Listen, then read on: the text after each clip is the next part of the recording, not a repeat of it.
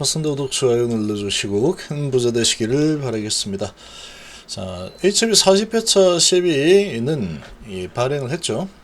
이노베이션과 펩 그리고 제넥스 그리고 진양훈 회장이 30억을 이렇게 투자를 했는데, 자, 이 40회차는 투자자 친화적으로 잘 발행이 되었다, 이렇게 볼 수 있고, 이 40회차가 풋옵션을 진행을 하려면 아직 멀었죠. 한참 있다가 진행을 할 수 있는 그런 상황이다. 어쨌거나 투자자 친화적으로 잘 세팅해서 발행을 했다, 이런 소식이 나왔습니다. 자, 그리고 노란봉투법이 통과를 했죠. 통과를 하면서 지금 통과하자마자 바로 지금 이 노조가 움직이고 있습니다. 벌써부터 움직이고 있는 이런 상황인데, 이 상황이 이제 계속해서 이제 노조 한다, 파업한다, 뭐한다, 비정규직이 정규직으로 시켜달라, 이게 말이 되는 이런 식으로 이제 뭐 전국 곳곳에서 여러 회사에서 이런 이제 파업이 뭐 판을 칠만한 그런 판이 잘 깔려져 버린 상황이다, 이렇게 봅니다. 그래서 노봉법이 뭔지도 한번 보겠습니다. 그리고 노봉법 때문에 이 수혜 섹터가 지금 생겼죠. 피해 섹터가 어딘지도 보겠습니다. 참여 하실 분들은 010-2288-83으로 보내주시기 바랍니다. 자, 먼저 12 상황을 보면은, 자, HB 12 40회차는 자체적으로 조달을 했죠. 자, 투자자들을 설득하기가 쉽지 않았다라고 더벨 인터뷰에서 진정훈 회장의 이런 지금 언급이 나왔는데, 자, 이번 조기 상환 옵션 최저 전환가액까지 투자자 보호장치 통할까? 저희 집이 자체적으로 했기 때문에 큰 문제는 없는 상황이죠. 그래서 40회차 12 시장을 시행하고 있다. 이번 표명 이자율은 1%고 만기가 4% 조건으로 설정이 되었고, 자, 그리고 조기 상환 청구권 풋옵션이 부여된 상황이라서, 자, 요게 이제 진행이 되려가면 18개월 이후인 27년 2월부터 풋옵션 조기 상환을 요구할 수 있는 상황이다. 자, 조기 상환 율은 1차 104.6%에서 시작해서 6차 108.4%까지 단계적으로 상승한다. 이제 뭐 처음에 풋옵션 신청한다 그러면 한 4.6% 이자, 그리고 28년도에 신청한다면 8.6% 이자, 이 정도가 되겠죠. 중도 회수할 수 있는 상황이라서 안정감을 높여준다. 전환가액이 41,575원으로 책정이 되었지만 리픽싱을 하게 되면은 29,103원까지 조정이 가능한 상황으로 세팅이 됐다. 당시 발행 당시 전환가의 70% 수준으로 시가 하락으로 인한 투자자 손실을 일정 부분 방어하는 안전장치로 평가가 된다. 자, 조달 비용 부담을 늘릴 수 있으나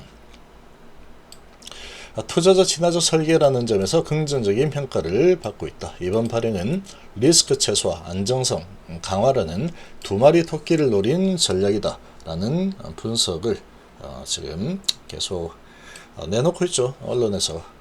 그래서 이 12 조건이 향후 주가 흐름에 어떤 상호작용을 일으킬지 새로운 변수로 떠오르고 있다, 이런 식으로 뉴스가 나왔는데, 자, 이 외부에서 12를 계속해서 발행할 때마다 돈을 투자를 해주다가 이번에 갑자기 발을 빼버렸다. 40회차는 왜 들어오지 않았을까? 이게 이제 사실은 핵심이라고 좀 볼 수 있습니다. 그리고 이제 풋옵션을 왜 행사하고 나가버렸을까? 근데 이제 우리 개인 투자자들 입장에서 본다면 이 가남에 대한 소식을 공지사항에 의존을 할 수밖에 없죠. 어떻게 되고 있습니까? 이렇게 본다면 이렇게 되고 있습니다. 이겨놓고 추가 자료 제출 요청받았고 신속하게 확보해서 항서가 신속하게 확보해서 재진 작가다, 이렇게 돼 있죠. 아무런 이상이 없다, 뭐 문제가 없죠. 항서 문제가 뭔지는 알려줄 수 없다. 항서의 협의를 받아야 된다. 근데 이거는 지금 상태에서는 알려주는 게 별로 좋지 않다, 이렇게 되죠. 잘 되고 있지만 무슨 문제인지는 알려주지 않겠다, 이렇게 되고 있는데, 이게 시간이 계속해서 길어지고 있는 상황이고, 계속 길어지고 있는 상황에 풋옵션이 나와버렸죠. 돈 돌려달라. HL에서는 사상 초유일이나 마찬가지죠. 22회차부터 해서 39회차까지 돈을 계속해서 주면서 투자를 하면서 한 번도 풋옵션을 행사한 적이 없는데 이번에 풋옵션을 행사를 해버렸고, 그리고 또 40회차 발행을 하는데 지금 이 더벨에서도 나왔듯이 투자자들을 설득하기가 좀 한계에 부딪혔다, 이렇게 이야기하고 있다라는 것은 이번 이제 외부 조달 다시 40회차 받아가지고 그러면 이제 상당히 단가가 낮아지겠죠. 그래서 이제 시비 투자를 하려고 했는데 한계에 부딪혀서 각출해서 내부에서 해결했다, 이렇게 인터뷰에서 말을 한 상황이다 보니까 도대체 그 배경이 뭔지가 정말로 좀 궁금한 상황이다, 이렇게 볼 수 있고, 그러고 이제 또 정세 대표도 지금 퇴진을 해버린 상황이다 보니까 이 주가의 흐름이 누군가가 계속해서 끊임없이 조금씩 주가를 내리면서 끌고 내려가고 있는 이런 형태로 진행이 좀 되고 있습니다. 되돌리려고 하면은 뭔가 어떤 메이저들이 어떤 호재가 있었을 때 있으면 되돌리는 흐름이 좀 나와줄 가능성이 있다, 이렇게 좀 볼 수 있는데 그게 언제쯤 나올지는 지금 상황에서는 알기가 힘들죠. 그래서 이번에 내일 미팅을 하죠. 간담회를 하는데 주주 간담회에서 좀 좋은 소식을 좀 가져오기를 좀 바라봅니다. 자, 그리고 이제 노봉법으로 가장 크게 수혜를 입고 있는 것은 로봇이죠. 어제도 급등을 하고 오늘도 급등이 이틀 연속으로 나오고 있습니다. 자, 이렇게 나오는 이유가 뭐냐? 노봉법이 통과가 되면서 이제 로봇으로, 사람 말고 로봇으로 대체하는 이 시기가 상당히 빨라질 거다, 이런 분위기로 상당히 강세를 보이고 있고, 자, 그리고 이제 좀 수혜가 아니고 피해를 볼 수 있는 쪽은 뭐 현대자체 이런 철강 쪽이 되겠죠. 금속노조 이런 쪽에서 활동을 많이 또 할 가능성이 좀 크고, 그렇죠. 그래서 노조가 이제 활발하게 좀 일어나는 쪽들은 아무래도 이제 조금 피하려고 하는 그런 움직임들이 좀 나올 수 있습니다. 지금 외인하고 기관이 시장을 7,500억이나 매도를 하고 있죠. 노봉법이 통과가 된 부분도 있을 거고, 그리고 한미정상회담 이제 진행을 하고 나서 이런 흐름도 있을 겁니다. 지금 보면은 이 금속노조 뭐 이렇게 하면은 조선 쪽이 뭐 당연히 끼겠죠. 그리고 현대차, 자동차 이런 쪽이 좀 끼일 겁니다. 그래서 지금 미국하고 잘해보자 이렇게 트럼프가 발언을 했는데도 불구하고 삼성중공업은 지금 가고 있죠. 근데 천천히 이렇게 따박따박 갔는데 하나오션은 이런 기대감에 엄청난 슈팅이 일어나서 아주 크게 상승한 상황인데, 여기서 외국인 공매도들이 크게 나오고 있다. 그리고 노란 몽투법 이런 부분에 대한 우려도 지금 코스피 쪽에서 나오고 있죠. 외인하고 기관이 상당히 크게 많이 매도를 하고 있는 분위기가 아무래도 이제 이런 부분이 좀 영향을 주는 게 아닌가, 이렇게도 좀 볼 수 있는데, 확실하게 이제 이런 부분이 어느 정도로 시장에 영향을 미칠지는 봐야 됩니다. 수혜주는 확실하죠. 이제 뭐 파업이 줄을 이룰 테니까 일단 로봇주들 날라간다, 이런 명분을 가지고 당장에 저 노봉법 때문에 전부 다 로봇을 내줘야돼, 이렇게는 안 되죠. 아직까지 그런 수준은 아니니까. 그래도 이제 앞으로 미래가 밝다, 이런 분위기로 노봉법 수혜주로 로봇주들이 가장 크게 움직이고 있는 상황입니다. 그럼 노봉법이 이건 뭐냐? 뭐길래 자꾸 노봉법 하느냐? 이런 겁니다. 이름의 명칭은 2009년도에 쌍용차 파업 당시에 회사가 파업에 참여한 노동자들에게 47억에 네가 파업해서 우리가 손해봤다, 47억 내놔, 손배 청구를 했죠. 이런 소식을 들은 한 시민이 노동자들이 다시 일상으로 돌아오기를 바란다 라는 뜻을 담아서 47,000원을 10만 명이 모으면서 47억을 갚을 수 있다. 그래서 이 노란 봉투에다가 돈을 47,000원 넣어서 47억 선배다 보니까 47,000원씩 해가 10만 명이 모였죠. 그래서 47억을 갚을 수 있었다. 그래서 이게 명치 유래입니다. 그래서 노봉법이다 라고 하죠. 자, 그래서 이제 정식 명칭은 노동조합 및 노동관계조정법 개정인데, 노동자들에게 좀 힘을 많이 실어주는 이런 법안이다. 근데 이런 거가 좀 이제 제대로 활용이 되면은 뭐 좋죠. 제대로 handle 좋은데, 그냥 이제 계속 요거 가지고 뭐 이제 손해배상도 청구 못하겠다. 오케이, 알았어. 그러고 이제 계속 파업을 하고, 마음에 안 들면 파업하고, 쉬고 싶으면 파업하고, 뭐 이렇게 해버리면 안 되는 거죠. 이런 부분이 나와버리면 아주 기업들이 힘들겠죠. 수익성도 떨어지고 경쟁이 떨어지고, 노동조합의 정의행위, 파업 등에 대한 기업의 손배 청구를 제한하고 노동자 및 사용자 범위를 확대한다. 그래서 노동자 사용자 범위 확대는 원청 회사가 하청 노동자의 근로조건에 대해서 실질적인 지배력과 영향력을 행사하는 경우에 그 원청 회사도 노동조합 법상 사용자로 인정한다. 이를 통해서 하청 노동자가 원청과 단체 교섭을 할 수 있는 법적 근거를 마련한다. 이런 거죠. 하청이 야 원청 너 일로 와봐, 이거 좀 해보자, 이렇게 할 수 있게 되는 법이다. 노동자 범위가 또 확대되죠. 그래서 특수고용 형태 이런 비정규직 이런 부분이겠죠. 그리고 플랫폼 노동자 등도 다 노동자다. 그래서 기존 법 체계에서 근로자로 인정받기 어려웠었는데 노동조합에 가입하고 활동할 수 있는 길을 열어준다.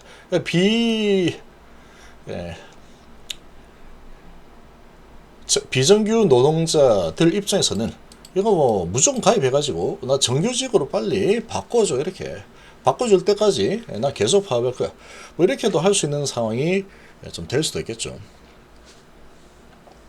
찬성 측은 노동 3권, 노동 쪽에서는 당연히 찬성했죠. 손해배상 이렇게 청구받을 일도 없고, 이제 더 좋은 조건으로 이렇게 해달라고 계속 할 수 있겠죠. 단결권, 단체 교섭권, 단체 행동권. 실질적으로 보장하고 과다한 손해배상 청구와 감료로부터 노동자를 보호한다 라고 주장했고요. 또한 현실적으로 존재하는 간접 고용 관계를 인정하고 노동자 권리를 강화해야 한다. 반대층 불법 파업에 대한 기업의 정당한 손해배상 청구권을 제한해서 법치주의를 훼손하고 기업의 재산권을 침해한다. 이게 제한을 해버리는 상태니까 이 노동 쪽에서 아몰라 이러고 그냥 계속 파업하고 될 때까지 계속 파업을 하면은 회사만 손해를 보겠죠. 그러고 안 들어주면은 손해가 더 커질 거니까 이 노동 쪽에서는 누가 이긴지 한번 해보자고 이러고 뭐 1년도 좋다. 그러고 계속 난 파업 이렇게 만약에 해버리면 기업이 뭐 어떻게 뭐 안 되겠죠. 방어를 할 수 있는 부분이 거의 없다. 웬만하면 이제 노동자들에게 무조건 끌려갈 수밖에 없는 상황이 될 수 있는 상황이다. 노동자 범위가 불분명하게 확대돼서 산업현재 혼란과 기업 경쟁력 전소를. 어느 쪽이 어떤 게 뭐 이런 건지 모르겠지만 이게 좀 적절하게 좀 여기서도 이렇게 방어할 수 있는 게 있어야 되고 여기서도 또 방어할 수 있는 게 있어야 되고 이럴 텐데, 여기 이제 지금 이 노동권 부분이 쌍용차 부분에서 아주 힘든 상황이 한번 있었다 보니까 이런 부분에 있어서 이런 과다한 손해배상은 청구가 안 된다, 감류도 안 된다. 과다한 손해배상이라고 하면은 좀 약간 어느 수준이 될지는 모르겠지만 손해를 많이 100억을 입었다 그러면 100억 손해배상 청구 이건 안 돼. 10억만 청구하든 막 그렇게 이런 상황이 될 수 있겠죠. 근데 이렇게 이게 통과가 되자마자 지금 이제 가장 파업하면은 자동차 조선이겠죠. 조선업계 파업 증가 전운이 고조되고 있다. 아마 조만간에 이제 지금 하나오션 또 돈 잘 벌고 잘 나가고 있죠. 그러니까 파업 소식이 이제 막 줄줄이 들릴 가능성이 좀 높습니다. 하청노조가 지금 이 처리를 하고 나서 벌써부터 되자마자 하루 만에 벌써부터 이제 원청 사장 일로 좀 와봐 이렇고 있는 상황이죠. 이러다 보니까 이 투자자 입장에서는 불안하죠. 이거 기업들 제대로 할 수 있는 거 맞아? 이런 분위기가 좀 나오고 있습니다. 그래서 이렇게 통과가 되었다. 이걸로 이제 적당하게 불이익을 정말로 받는 이런 상황에서만 좀 활용을 해야 될 텐데, 문제는 이런 부분 가지고 우리 일하기 싫은데 파업이나 한번 할까? 그렇게도 할 수 있는 거죠. 그리고 파업하면 돈이 더 나오고 일도 안 하고 돈도 이제 더 받을 수 있는 상황이다. 야, 일단 심심하니까 파업하자. 이렇게도 할 수 있는 상황이 돼버렸다. 분위기가. 하자마자 바로 지금 이런 게 나오죠. 현대제철 고소했다. 노동법 통과하고 나서 바로 지금 들고 일어났는데 이게 무슨 말이냐.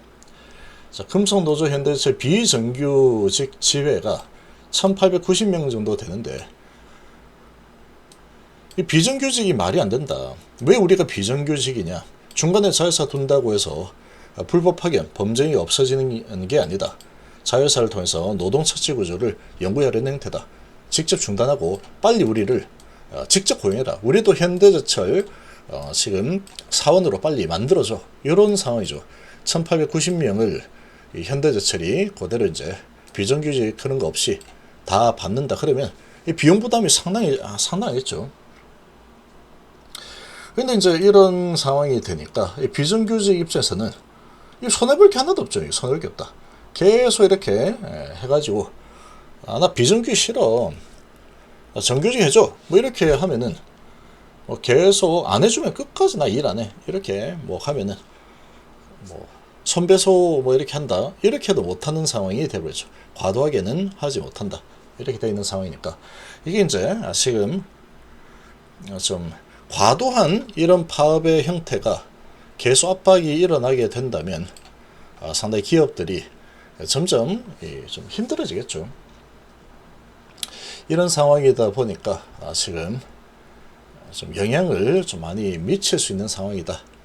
그렇게 볼 수 있습니다. 자, 어느 정도까지 얼만큼 영향을 미칠지는 지금 알 수 없는 상황인데, 자, 오늘은 이제 첫날이기 때문에 알 수는 없습니다. 알 수 없는데, 그래서 이런 부분이 로봇주들 끌어올리는 이 명분으로 활용이 되고 있고, 사람 이제 점점 줄이고 로봇 쓰겠다. 그렇게 빠르게 전환될 거다라고 보는 겁니다.